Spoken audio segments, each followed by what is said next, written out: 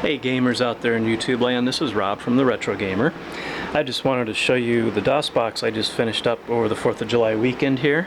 It's actually a Compact Presario 5301. I was able to find this on eBay and it's extremely clean. It looks like nobody's ever even used it. There was no dust inside.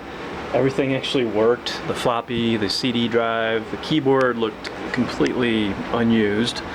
So it's a very lucky find, because most of the ones you find out there, they're very dirty inside, or there's an issue with one of the drives. So memory problems, video problems, I've already been through 2 or 3, and they're getting very hard to find. So if you see one, if you're looking to build one on your own, and spend the money, get yourself one that's actually noticeably been taken good care of. And usually the sellers will usually kind of give you a pretty good idea. I'd say the pictures are also a good way to tell what kind of abuse or non-abuse the computer's had throughout its life.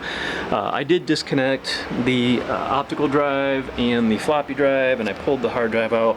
The reason being is I installed a Compact Flash To IDE adapter card. It's a 2 gig card, and I use Transcend brand. I'm sure you can use any other brand too, but that's a pretty decent brand. If you do want to do something on your own, you're going to want to get a tower or a desktop with at least one ISA 16-bit slot, and I would recommend getting a ISA 16-bit Soundblaster card. Those tend to work the best. And try to find yourself a new one. I purchased 2 or 3 used ones, and every single one had an issue.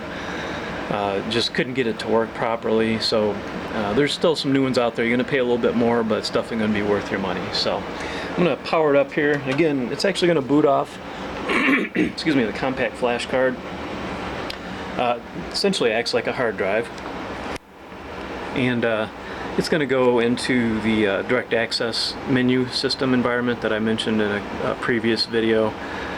Again, I like using that because a lot of people don't want to use DOS commands, and this will just take you where you set it up to go. So there's 2 sets of games, A through Z on both, and I'm going to just kind of give it a second here so you can look at the list.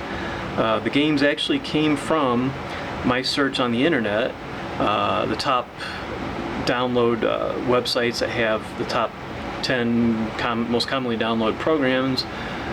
So I took that list, and I also compiled it. You know, I took an average from all those different websites, and then I also compiled another list that Landon from the Retro Junkies, he threw a Facebook post out asking people what game that they would like to see, or games. And so I took the games that were, again, the top, you know, 30, 40, 50.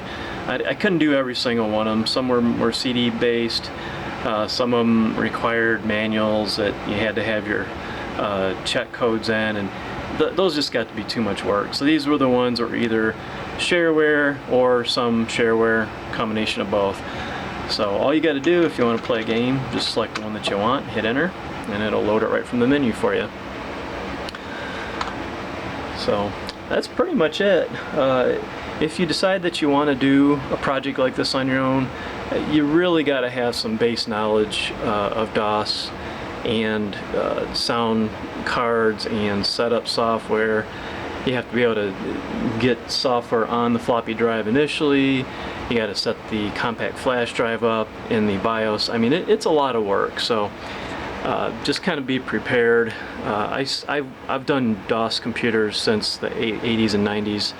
And even for me, just remembering everything, or not remembering everything, it was a challenge. It took me definitely a good 3-4 days to get all the games, to set up the environment, install the operating system. You need a memory manager because some games require more than DOS allocates automatically. Things have to be loaded into what's called high memory. Yada yada yada. It's just there's a lot of work involved in it. So if you do plan on doing it, get yourself at least a 486 or better, maybe early generation Pentium. Definitely get yourself a tower or a desktop with an ISA slot so you can put the sound card in there. Again, Soundblaster is one I'd recommend. that's about it for the basics. If you have any questions or interested in ordering something like this, give me a call. Our phone number's on the website. It's athomecs.com, and just give me a call or send me an email and I'll get back with you. I do appreciate you watching, and post any comments, thumbs up if you like it, and appreciate you watching. Take care.